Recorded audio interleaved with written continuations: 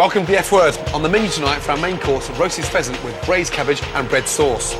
Is Sarah Beanie's chocolate brownie recipe better than mine? I desperately need to win. Trust me. It's time to get the kids ready to say goodbye to the turkeys. We're eating them for Christmas. And Big Brother's Davina McCall is in for dinner. Did you just say the word sex in my ear? You can't do things like that to me. The F word's here and the F word's bad. Catch my mother and I catch my dad. Let I love my mother and I love my dad. Wanna have all that they never had. The F word's here and the F word's bad. Catch my mother and I catch my dad. Let I love my mother and I love my dad. Wanna have all that they never had.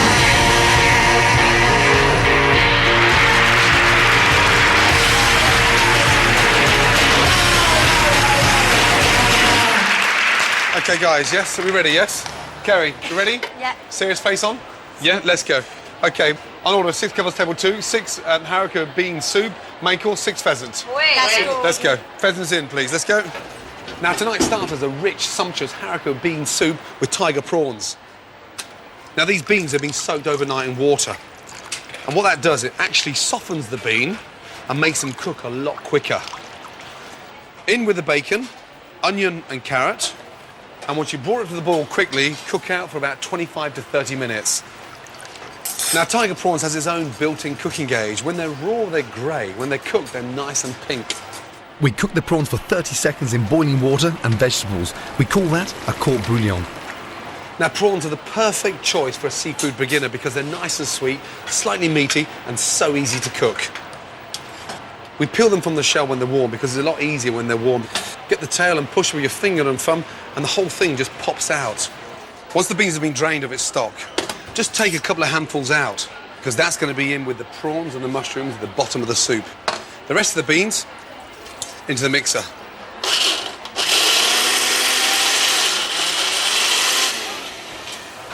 A couple of ladles of bean puree into the pan. We add our chicken stock and bring it up to the boil. Once we start to boil it, we're going to add a touch of cream. Now this comes to the boil. For the exciting part is where we start to froth the soup and make it really nice and light. It's a bit of a chef's thing. You don't have to froth it up, but it's just a way of making it a little bit lighter. And if you don't have a stick mix, then just serve it as a normal white bean soup. Nothing wrong with it whatsoever. That's it. Okay, take your ladle out, give it a little buzz. Kerry, give it in the blood. Oh, sorry. Yeah. Oh, Yeah. come on. Me. Now, tonight in the kitchen, my 3 combi chefs are Phil, Russell and Kerry. They've already survived 1 round in the F-word kitchen, and whoever stays tonight will come back to battle it out for a job in one of my restaurants. OK, why are we making 2 pans? I want 3 portions. Yep. The soup's made to order. You've got 4 portions there. He's got 4 portions. Why don't you do the garnish? Yeah. Yeah? And you do the soup. But no one's talking. Yes, chef. And you're just making no sense whatsoever. So talk to one another. Yep. Check the seasoning, please. Taste it, Kerry, come on. And Ange, set the garnish up here, Ange, so we can start soaking it. Yes, Gordon. Yeah? Wait. Yeah, that's nice. After this table. Yes, Gordon. The garnish for the soup are the tiger prawns. Along with the tiger prawns, we've got these little Japanese samuji mushrooms. And we're just going to saute the mushrooms off. Get your cloth on the front here.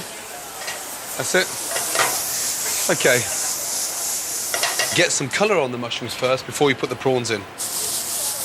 Now, we're using a Japanese mushroom, but to be quite frank, any mushroom will work lovely with this. 30 seconds for the prawns. Get your beans. Put your beans in with the prawns. And there we have a really nice garnish. Right, now they've soaked off the garnish. Yeah? Just season it with some fresh parsley. Yes, go on. Yeah. So we put in No, the just listen to me. Shut up and just listen, that's all. If you listen, you're going to do well, but fresh parsley, then from there over to the bowl. Let's go. OK. Take your garnish and be generous with the garnish. Your prawns, your beans and your mushrooms into the plate. No, just 3 portions. Come on, Kerry, please. Wake up. Just 3 portions. 1, 2, 3. You're on your 4th bowl. Oh, sorry. Sorry, Gordon. So you take half the froth and half the soup and you pour it gently over the garnish, yeah?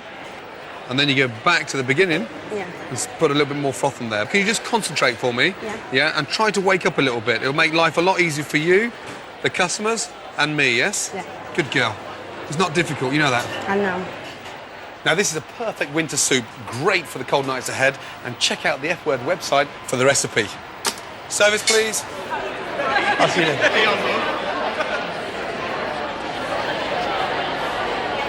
Well, it was delicious soup. The prawns, I'm not sure how they were cooked, but they had a beautiful flavour. Thumbs up to Gordon, really, I'm afraid. Sorry, big suck up, but absolutely. He's gorgeous and so's his food. So what more can I say? That's why it was easier. Ladies, good evening. Hello, how are Good to see you? Yeah, very well indeed, thank you. I love Good to see watching you in there. How was your soup? It was very, very good. Yes? Yes, very Not too good, rich? thank you. No, I love No? rich food. Do you cook at home? I sort of share it because Really? we've got little kids, so whoever puts the kids to bed doesn't do the cooking. Really? I'm quite good with a recipe, Yep. but I'm not. My husband's got the flair. I Serious? haven't got the flair. And what would you say his pièce de résistance is? What's his favourite dish? My favourite dish that he does Yep. is it's just sea bass, baked sea bass, and he does put sort of some grilled vegetables, and then he'll put them in the tray with the sea bass, open the foil and put it in. Sounds a and little bit fresh- like Jamie Oliver to me, I that have- one, no? Is he using... Isn't that a swear word? We're not allowed to say that here. You're not on a particular diet or No, anything no, like that, no. are you? No, I don't diet. No. How do you keep so fit? Work out. Work out. I mean, I basically eat what I want Yep. because I work out. And that's one very good reason to work out, isn't it? But no. So you can eat what you want. Yeah, exactly. But Yay! have you ever been on a diet? I did that. That's I did the set procedure. Atkins. Worked brilliantly. I lost 6 pounds in 2 weeks. Amazing. Serious? But I was obsessed by bread. Like if somebody picked up that piece of bread Yeah. over there, I'd see you at I love 500 bread. paces, and I'd be like, "Oh my God, they're eating bread!" Really? You know. And then I'd say, "Okay, I'll have Sundays off." So I'd start eating sweets and bread at 7 in the morning, and I'd literally be like, "Pasta, pasta, pasta, pasta," you know, until the end of the day. It was just ridiculous. There is one negativity against the sort of Atkins diet, you know, because it's not very good for your sex life. Did you just say the word sex in my ear? You said the word sex in my ear. But does it have an in adverse my effect? ear? So you can't do things like that to me. Oh, I'll tell you what, it did It have an lowers effect your on... libido. Well, I couldn't poo. I mean, if you're going to say sex, let's say God, poo. yeah. I couldn't poo for ages because Serious? it was awful because you don't eat vegetables. Oh. And with that, hello, heinous breath. Yeah. So obviously sex So- life's going to go out the window because you can't snog, and if you can't snog, you're not going to have sex. You took me there, Gordon. Next on the menu, along with our main course of pheasant with a fantastic red sauce. The commies start to crack under pressure, You're going to kill someone. You can't serve raw bacon. and just when I thought things couldn't get any worse for Giles Corrin, we sent him down a sewer. Chefs of the world would love to see me disappear under earth.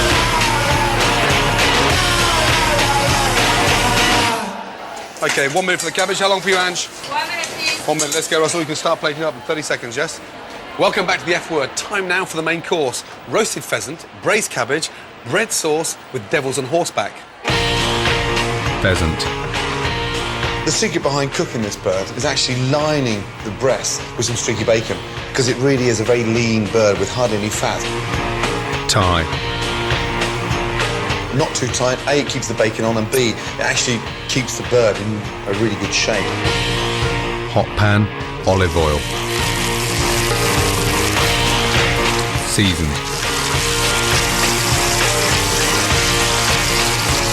Time. Pheasant, nice hot pan, streaky bacon, thyme, straight into the oven. Red sauce. Thyme. Salt. Pepper. Blitz. Hot pan. Butter. Onion. On the heat, Cloves. Star anise. Bay leaf. the Big Daddy. Black pepper. Bull in the China shop. This is the one that actually brings it all together. Sweat. Milk. Let it infuse. Bring it to the boil slowly. Back to pheasant. Baste. That keeps the pheasant really nice and moist. Finish the sauce. Sieve. And that milk is amazing. Breadcrumbs in. Butter. Now we have a really nice, smooth, smart, sexy bread sauce. OK, pheasant. Rest 15 minutes. And turn it upside down. And all the juices from the top of the carcass run into the bottom of the breast, and so by the time it's cooled down, it's full of flavour.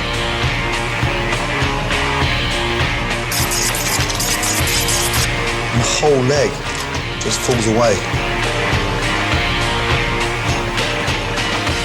Delicious. Pheasant with bread sauce. Done.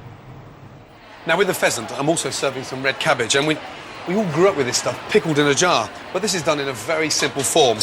It's started on top of the stove, it's got butter in with it, and then we season it with brown sugar over the cabbage, and then a tablespoon of vinegar, add that to the brown sugar, salt, pepper, and then we braise it in the oven for about 45 to 50 minutes so it cooks nice and slowly, absorbs the vinegar, the sugar caramelises it and makes it a really nice, tasty cabbage. Now I'm serving devil's and horseback with the pheasant, and that's basically a prune that's been wrapped in bacon. The sweetness and the saltiness of the bacon goes brilliantly with the pheasant. Cocktail stick, keep the bacon on there, into a pan. Get some really good colour on the bacon, gets nice and crispy, and that crispy bacon with a sweet prune is amazing. Now, don't forget to take the cocktail sticks out before you serve them. There it is. Yeah, 5 pheasant, 1 ravioli. Yeah, journalist table, watch that table, Liz Joan, journalist. You serve the pheasant first, then the ravioli, OK? OK, be very, very careful, yeah? Now, earlier today, I set the commies a challenge, and that was to try and separate the men from the boys. Challenge time. We've got a table of vegetarians in this evening. Now, vegetarian food has to be just as exciting as the normal menu. So on this table in front of us, we've got an array of vegetables. I want you to think of a vegetarian filling for a ravioli. Think about it. Spinach, ricotta, sautéed mushrooms, rocket, basil. You know, just have a look. You've got half an hour. Let's go, yes?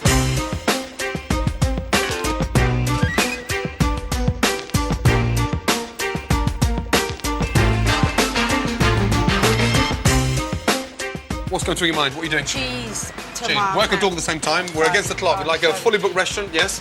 Not just about your cheese and tomatoes. So, what are you going to do? Cheese, tomato, mozzarella. OK. Is that OK? Yeah, that sounds nice. And you're going to season it with fresh basil? Yeah, basil. OK, hurry up, yes? Right, Russell, what are you doing? I'm thinking of a open-top ravioli. Open-top ravioli. Nice. And what's in the open-top ravioli? Right, I'm thinking sun-dried tomatoes. Yep. And then I've also got roasted pepper going on there. Just Okay. give it that flavour, just get it going. I'm going to put some blue cheese into it as well. Blue cheese as well? Yeah. And as you know, we haven't got all day, you know that? Yeah. Yeah, OK, so move your arse, yeah? Yep, yes, chef. OK, Phil. What are you going to do? I'm going to do a tomato and basil with a buffalo mozzarella. OK. And you put the mozzarella in when it's cooled down, so it doesn't melt? Just so it doesn't melt, so we can just keep those, that solid Texture. cubes there, yeah. So as it starts to cook in the ravioli, it just slightly melts inside? That's it, yeah. OK, good. Looks like something out of a sci-fi movie. It tastes nice. Well, we'll find out, won't we, Sue?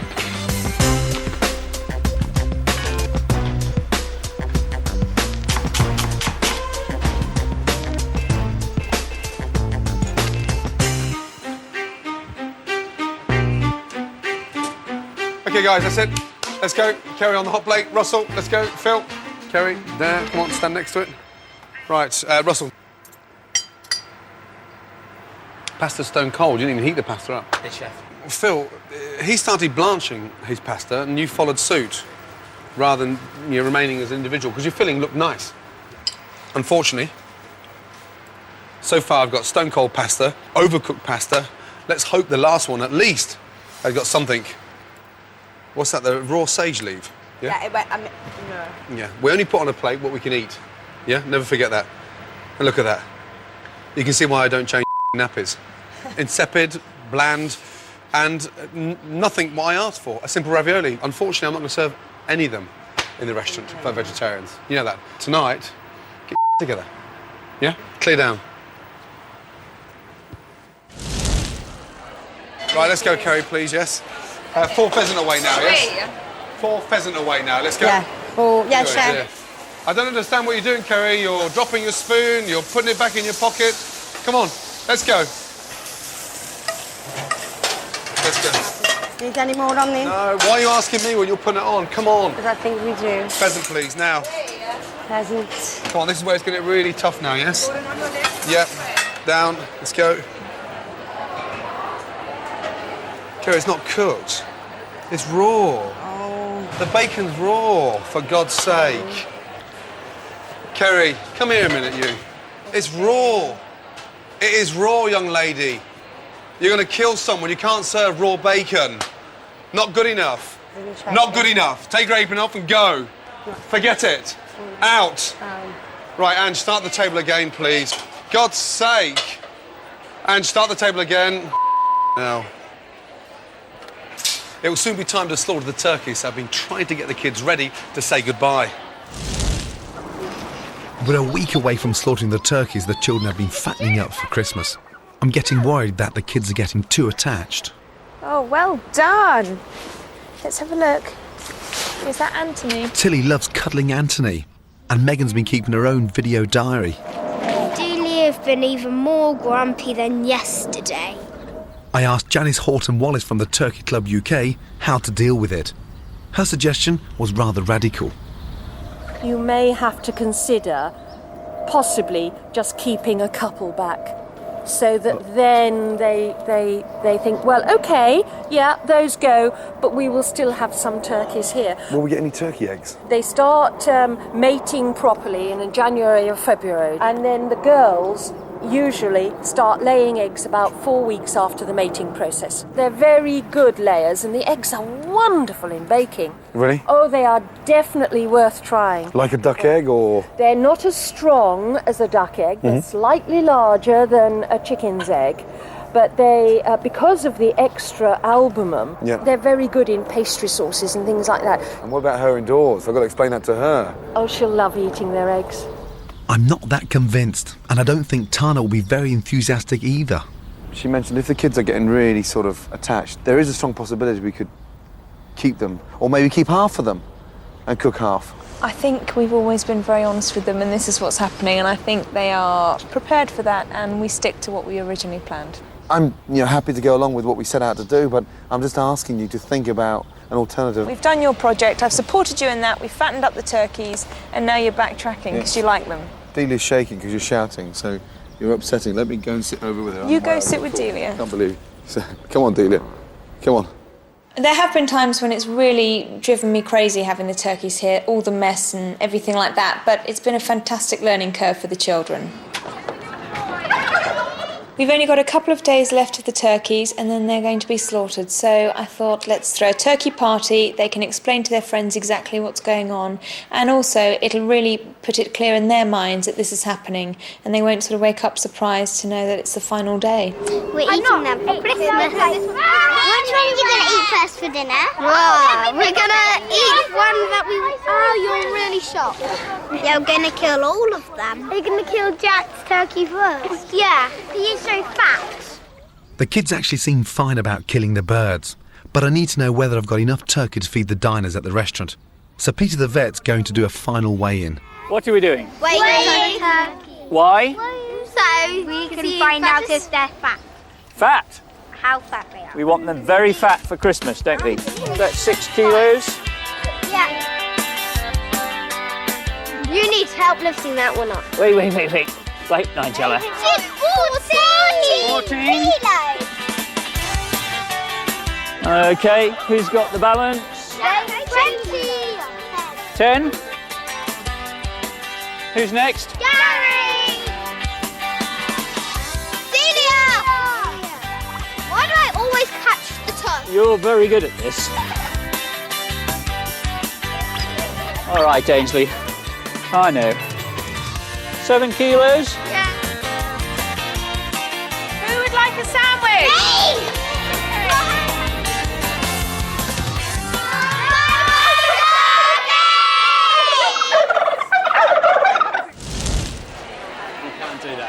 Matt, how are you? Good evening, Chef. Good How to are see you. you. Good to see you too. Not only a wine writer, but you're actually Jamie Oliver's sommelier. Yep. You're his wine waiter at 15. Yep. Now, you bought some wines Absolutely. that you thought were going to go well with the pheasant. Do you know what? I Please think tell me they're not all Australian. There's not one Australian. There's not one wine. Australian. But do you know what? I think when it comes to kind of food and wine matching, I think a lot of people kind of get unnecessarily kind of confused with it and stressed with it. Absolutely. And they tend to think that, the best matches end up being, the most expensive matches. And it's not crazy. always the case. Definitely not. And here, this is, the one word to describe this wine is that it's sexy. you know, sexy. You get kind of that sort of dark cherry. Yeah. You get dark cherry, you get a little bit of spice, but straight away you're getting things like cinnamon, cloves, Yeah, absolutely. you know, star anise, all the kind of things that you use when you're cooking the pheasant out there. All those kind of ingredients are starting to come through.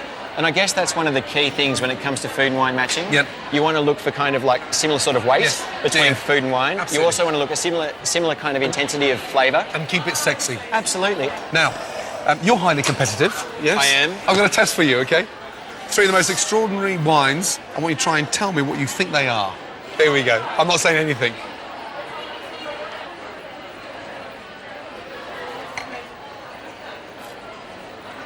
It's going to be something like Blue Nun, £5 under. Mate, £5 and under. Absolutely on the nose. Blue Nun. Well done. One of my favourites. The heat is on, big boy. You should always trust your first instincts. And for me, Straight kind away. of like, first thing I sort of smell is kind of cedar. You know, it's got, there's a fair bit of oak in there. There's a fair bit of fruit weight as well. Dark plum, dark fruit. You know, straight away I'm kind of thinking big, rich, full-body grape variety. Probably thinking New World as well. So. Really? Okay. Little taste. Now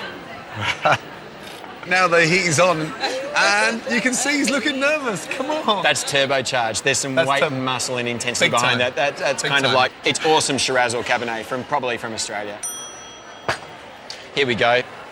Oh, well done. Did I say awesome Shiraz? Well done. Awesome Shiraz. Well done. Thanks very much. Fantastic. 98, great. Okay, you ready? Yeah, I'm ready. Okay. Instantly, what you think? What? When I look at this wine? Yes. Well, I'm noticing the colour. The colour's nowhere near as deep as the previous wine. Sight's kind of probably the least important of all your 3 senses, you know? Yeah. I mean, you could close your eyes and... That's how I always find it a lot easier. What are you getting? We're talking about a very different league between that wine and this wine. Okay. So what it's not giving away much on the nose. It's pretty flat, pretty dull. Soft, simple. It's even a little bit corked, Gordon. I can't believe you put on a wine that's just a little bit I would not corked do that to you. Come on. Do you think it's it's corked? just a little bit corked. I'm not going to argue Can I with have you, a but taste? I mean, I don't mind fighting. But that's definitely not corked. Definitely not corked. You do the cooking, I'll do the wine. So, oh God, taxi. Okay, have a little taste. God, it's probably going to be amazing Bordeaux or something like that, isn't it?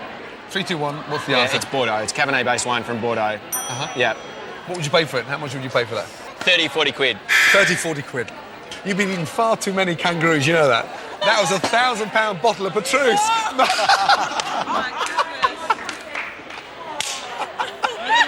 I told Matthew, you, look. for goodness sake. There you £1,000 go. bottle of Petrus, 1992, my favourite. It's 92. Well, look, you know, goodness sake. I'm Australian. I have cheap taste. Was it meatloaf that said 2 out of 3 ain't bad? Next on the menu, it's pudding time. Sarah Beanie takes me on with a chocolate brownie.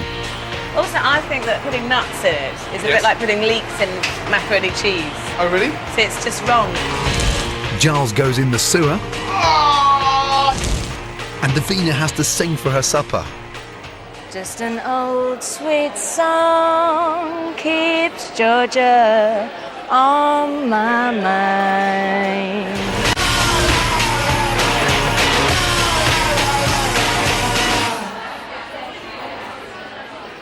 Okay, Phil and Russell, come here. Yeah? One's gone. Yes? Yes, chef. He's tried to put raw bacon on a plate. Now, my brigade are leaving, and you two are going to run the F-word restaurant. You've got a table of 4, and you've got a table of 4. Yeah. Yes? Hey, everything from bread sauce to cabbage to pheasant. Yeah? Mark, out. And out. Neil, bye-bye. Let's go. Come on, Russell. Wakey, wakey. Bacon's burning. She's already gone home on the back of that. Let's go. Come on, big boy. Nice and crispy. Little touch of butter in there, Phil, to finish it off with. Chef. Phil, you got table 10? Ready, chef? Yes. And Russell, you got table 14, yes? Yes, chef. Well, you know was talking to one another. Hello, we're in the same restaurant. Russell, you ready, Russ? Yeah, how long you got? I'm ready, mate. You're here. Move, let's go. Yeah, I'm looking for presentation, yeah? Each and every plate looking exactly the same. Let's go. Stand by, table 14. Stand by. Look at each other's plates, check that we've got the same things going on. The same size portions, yes? Chef. Come on. Don't forget, it's the same restaurant, yes? Come on. Chef. Pheasant on first. They're last. That's the garnish, yes? There you go. Think about what you're doing. Come on, Russell. Yes, chef. Put the tray down and work with 2 hands. It's twice as quick. Yes, chef. Voila. Right. And boil. Take your time. Don't spoil it now, yes? Gently, gently, gently. Let's go. Are you happy? Dirty plate. Yeah, that bit. I'm not happy with that. Hair there on the pheasant. Pull it out. Yeah. Come on, wake up. You got 4 eyes. Let's go. Up. Go. Table 14. Go. Right, come here, both of you. Well done. That's what it's like in the real world. That's 1 table each out of 20 tonight. Clear down, start again. Well done. Yes, chef.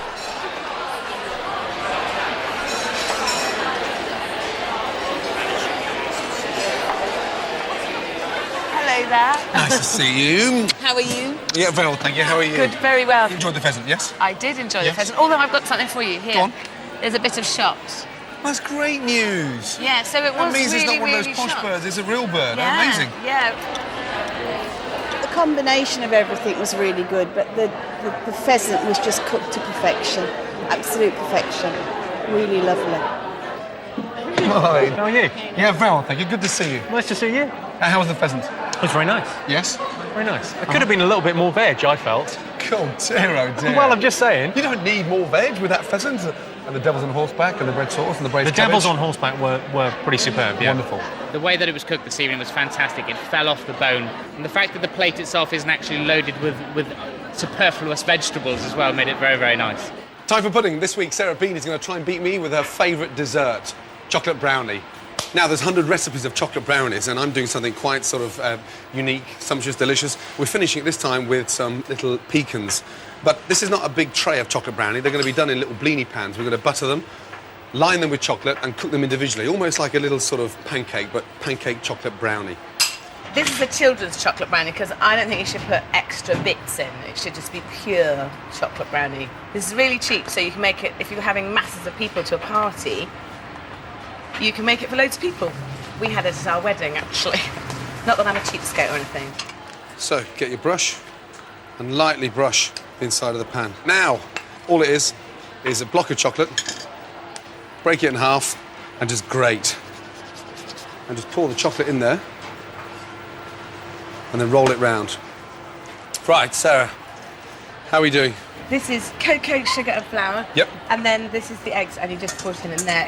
And that's it? That's it, yeah. So Well, it tastes great. I'm sure it does. Now, no chocolate in there? No. And it's got cocoa powder. Just in. cocoa powder? Yeah, and then I have to grease the tin. And that looks like something you've nicked from your granny? Yeah, that's Yeah? the general And then that goes in there. And how long does that cook for? 25 minutes, or maybe a bit more if it doesn't look cooked. Yeah, because it should be nice and crispy on the outside and soft and gooey in the gungy. middle. Yeah, Gungy. gungy. That's the word. And- You're a lady who likes pressure. You've got 37 guests coming round on Boxing Day. Christmas Day. Christmas Day. Yes. That's a yeah. big table, that, 37. That is a big table. And you're cooking not single-handedly, surely? Well, sort of single-handed. I've got this turkey that's kind of Huge. huge. So have you got lots for Christmas? I think we've got about 18 or 20. Hey, that's just as bad. I know. Crazy.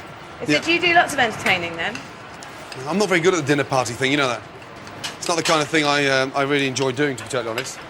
So this is why I couldn't be a cook, because I think this is taking ages and it's really boring. I'm thinking, God, hurry up. How do you know so much about property? I've got a building company. I do a boys' job, you see. You do Okay. a girls' job, I do a boys' job. I do a girl's job. Yeah, that's the whole gripe. I wish women would get back in there and do their job. You know that? Women do make the best chefs, you know that? I know, well, obviously. Women do everything best. No, well, not quite everything. Hello. Not quite everything. You're a bit of a matchmaker, aren't you? I am. It is a bit of an obsession of mine. Always has been, actually. Which, Serious. Now, do you do any that over excuse- food? Yeah, no, well, the best place to meet someone is over food and booze, isn't it? Food and booze, yes. Yeah, stick food and booze and a few Can't- single people together and they're going to get married. And what about someone like our resident food critic? I mean, is there a woman out there that's mad enough to sort of date him? How would you describe him? Moany, whingy, beardy, short ass. I think he definitely gets someone. He definitely gets flipping heck. Now the chocolate and the butter's melted. I've whisked the eggs lightly. I've folded them in. Sarah's is going to be slightly gungy in the centre, she said. Sounds very ominous. And mine, of course, is going to be lined with like chocolate buttons and these little things, pecans. I have to say, at this stage, without getting too carried away, a damn sight more appetising than Sarah's. Mind you, I said that about the trifles last week as well, didn't I? Also, I think that putting nuts in it is a bit like putting leeks in macaroni cheese. Oh, really? So it's just wrong. It's ruining the purity. I'm now just going to lift that out and put them in to the moulds. And then, hopefully, we'll be ready. So when you fill the mould up 2/3 because they're going to rise slightly and then we leave it nice and soft and gooey in the centre. And those chocolate buttons, hopefully, will be intact but slightly runny. I could have refurbished a 5-bedroom house in the time it takes to melt some butter. Like, how frustrating. This one's going to eat it and you've just got washing up to do. Whilst you're pregnant, OK, and obviously my wife's been pregnant 3 times, I put weight on to make her feel happy. Does it happen the same with your husband? Such a sweetie. Does he put weight on to make you feel He is, actually. less fat in bed? No, he does still say, good God, you're fat, every time I have no clothes on. Serious? So, which is true, let's be honest. No, you're going to stay confident now because they're not cooked. Now, let me have a quick look at yours. OK. Just like the bike sheds. You can look at mine and let me look at yours. Yeah. Cheeky. That's nice. I've got to say, yours does look like you cook for a living and mine does look like I don't. And I desperately need to win. You need to win. OK, here we go. It'll taste great, though. I'm sure it will, you know that. Hello, Giles. Hello, Gordon. Are you well? No, I'm not bad at all. I'm happy that at least I've been fed. You've been fed, yeah. Now, what have you been up to this week? I've been down a sewer. I'm so used to healthy, hygienic places like professional kitchens. God, bins, squirrels, kebabs.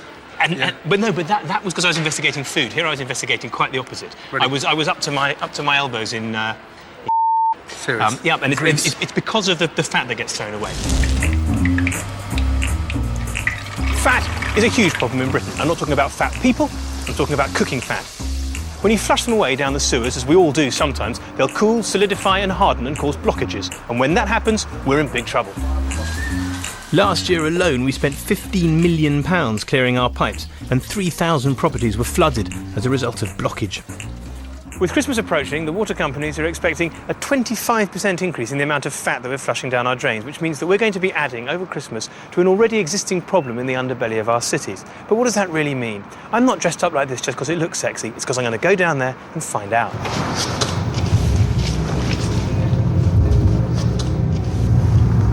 Well, I understand the issues about this fat being thrown away, but it looks all fairly harmless when it goes down the sink. So what does it look like here? I don't understand. Well, you'll soon see, Giles, when you get round this corner here. Oh, it smells nasty now. If I drown or something, you going to do mouth to mouth? You won't drown. What's this? That's the fat what you're going to go into. That's fat? Yeah, it's That's fat. fat out of people's kitchens, gone down the sink and... Yeah. Oh, no. No, and there's things living in it. Ah, and it's everywhere. Cheers for that. So I need a radioactive anti-thingy death suit. Just be careful. Have you... Oh, God! The chefs of the world who would love to see me disappear under there. Oh, it's some sanitary towel. Why am I doing this? I don't know. There it is, that's your fat. That's a turkey roast. Your lovely grannies and grandchildren come round and you cook that up for them and you toss it down the sink without a thought. It comes down here, solidifies, and people like Kenny have to walk up and down and they're shoveling it up and throwing it away. It's absolutely disgusting. I probably knew that already. I didn't need to come down here to prove it, but we'll do it again. Well, this is the third shower I've had since I got back from the sewer, and I haven't got close to removing the smell. Having seen the scale of the problem, though, I promise you I'm determined to find out what we can do about it. So I've discovered a clever little device you can use at home. Fat traps, which is a thing like this that you leave by the sink. Instead of throwing your used fat down the sink, you just pour it into there, in this manner. You put some nuts in it. You give it a shake to make a lovely little feast, and you put it out for the birds. Or in fact, if you haven't got one of those, you can do the same thing with a baked bean tin. Apparently, if we all do this, if we all use these fat traps and stop throwing our stuff down the sinks, we can make a huge difference to the state of our sewers and drains. Having said that, restaurants and fast food joints are the biggest fatty villains, and they also need to shape up. By law, they're obliged to have waste fat collected, although thousands of them are still illegally pouring it down the drain. But some councils are fighting back. They're collecting the fat for free and turning it into diesel for cars. So I've got a gallon here of delightful waste cooking oil from the F-Word restaurant, which I brought into my garden because it's the last thing I want in my house. Because I've got a fellow here who reckons he can turn it into car fuel. Yeah, what we're doing is we're converting it into biodiesel. And so how much will our gallon of F-Word waste cooking fat make? How much diesel? 1 gallon of used cooking oil, you'll get 1 gallon of biodiesel. So do you need to do anything to the engine of your car to make this stuff work in it? If you've got a properly produced biodiesel, it's a direct replacement. You don't have to modify things. You're saying I just throw into the drum this used fat, yeah? Literally pour it in. Slightly green. Oh. And then I just hit this green button here, pump on. Correct. Is that it? That's as easy as that? No, I need to add caustic soda and methanol. Okie dokie. So I pop that in the hopper here and start pumping the methanol over. And how long does this take to make? It takes about an hour mixing. And it's that easy, and then hey presto, we have biodiesel. Hey presto, you have biodiesel, pump it into your car and you can drive off. And here it comes, real diesel. Although that said, I think I'm first going to have to put it in the car and go for a drive just to make absolutely sure it works. You think I can just put this straight in the car, do you? Just pour it straight in. In it goes. Righty-ho then, it's the moment of truth. Will the car start? Hurrah! It has! I didn't believe it would. It's amazing. It smells more like a chip shop than a car, though. I have a gallon of Gordon's used fat in this car, and given that it's as good as diesel, that will get me, if I head north from my home, as far as Luton. Well, lucky me.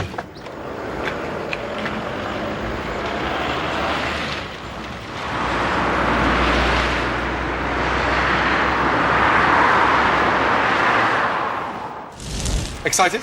Yeah, this is going to be fantastic. This is, I'm actually slightly nervous. Oh no, is it burnt? Oh no, it's got a nice crack on the top. OK, now how are you going to serve yours? I'm going to serve it in slices like a cake. Yeah? You just want, send it like that and give them a spoon? Yes.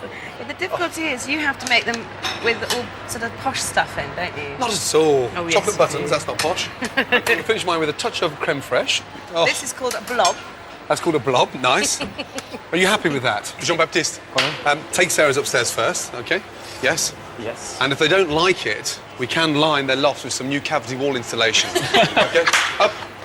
Yeah, can I just say, it's bloody heavy. Honestly, it feels like one of your breeze blocks from one of your buildings. Hello, how are you guys? Hello. Hello. Voici. So, Danny, this is number 1.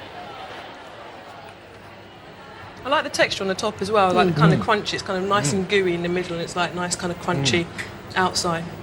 It does it just drapes over your tongue, doesn't it, when the chocolate feeling. Might be slightly too gooey, actually. Just if I was going to add some constructive criticism to that, but I find it. I quite like the gooiness, just because it makes it quite a contrast from the crust. Okay, Danny, this is number 2. Okay, thank you. Wow. Rob, I'm not sure about this one. I'm not sure about the cream. Yeah, it's the cream. It's quite dry, actually, isn't it? It's quite flaky on the top. I shouldn't be overconfident about, the brownies at this stage, but I have to say, I bloody am, you know that. Are you? Because if I lose this challenge this week, honestly, I've got to say, I will start liking Angie Roll Thompson. That's how confident I am I'm going to win. Yeah, I think I've had enough of that one. Yeah. Ali JB. So this week the winner is? Yes. Well done, Sarah. Oh, get out, will you? Oh no! Sarah won. Yes. Oh, get out. I'm really sorry. The result, you know that. I'm going to go upstairs and see the judges. Where are they? Yeah, I'm glad you find it funny. Just out of interest, I mean, taste that again for me. Okay. Yeah, all of you, and then I can start with the lady at the end. Now, tell me what you're tasting. It tastes bitter. Bitter? Yeah, it's got kind of like almost burnt taste to it. Burnt? Yeah, slightly burnt. Just look how wet that is in the centre. In the middle, but you've got to get through the dry outside to get to the middle. I don't understand it. Just slightly too dry. Yeah. It's my liking. Sorry. All three of you can off out of here now as well, yes? Dear, oh dear. Useless. I'm not going to serve it. I'm going to serve my chocolate brownie, my restaurant, my customers, and my reputation on the line. That's that. And that's it. Do you That mind? is fair enough. I'm really sorry, but... No, it is okay, because you do think this is poo, don't you? no, it's just... it's... Not nice. It's not bad, but it's not good. Come here. That's Let me get round that bump. Oh, stand out here like this. Well done, well done. Next on the menu, I rediscover Britain's most underrated but delicious meat. If it's by you, I'd have it any day. And Phil and Russell find out which one of them is staying and who's going home. One of you is a follower, and one of you is a creator.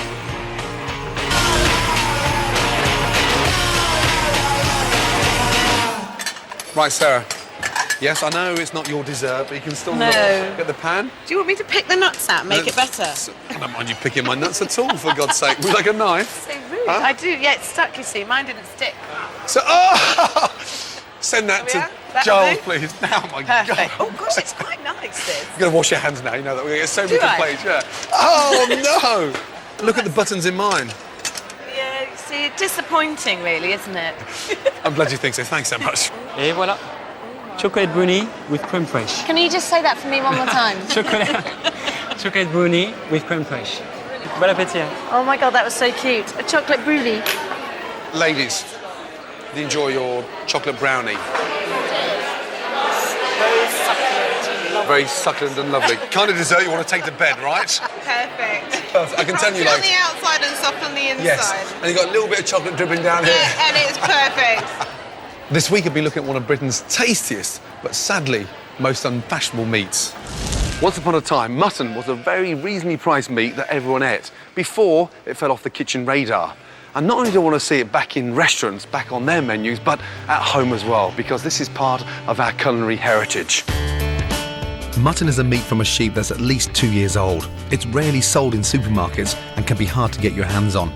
These days, most of our mutton gets eaten in Europe. When was the last time you ate mutton? Years ago. Years ago. And who cooked it? My grandmother. It's a bit sort of old-fashioned and a bit... It's not very sort of sexy, is it, mutton? I've never eaten mutton at all, ever. It is a cheap cut of meat. Most people now earn more money, they buy better cuts of meat. It looks like mutton's been completely forgotten. So why did mutton disappear? Totally financial. In the 1940s, the imports from Australia and New Zealand came. The price of lamb and wool went down, and it wasn't worth farmers keeping ewes for more than a single season. So it wasn't about the flavour, it was just No. about the price of wool, Absolutely. sadly. Why should the British public out there be eating more mutton? Because it's being extensively grazed. It cannot be factory farmed. It's the wildest and most natural meat that we can possibly eat, and one of the most delicious. To produce the best mutton, sheep need a diet of good green grass and correct treatment once they've been slaughtered. A mutton carcass should be hung whole for around about 2 weeks. The meat is extraordinary. It's amazing the difference in mutton and lamb, how dark it is. And it's surrounded by a lot more fat. You can deal with that, you know, in the cooking process. You can use the same cuts as you do in lamb from mutton. And what's the price of mutton now? It's about half the price of lamb. And twice as much flavour. For someone at home cooking for the first time, what would you recommend? Oh, I'd say the diced. The diced? That would be the one. I mean, that's diced up ready now for a stew. Ready to go. Mutton has a reputation for being slightly tough. And the secret behind this particular dish is the length of the cooking time. So what I'm cooking here is the simplest of mutton stews.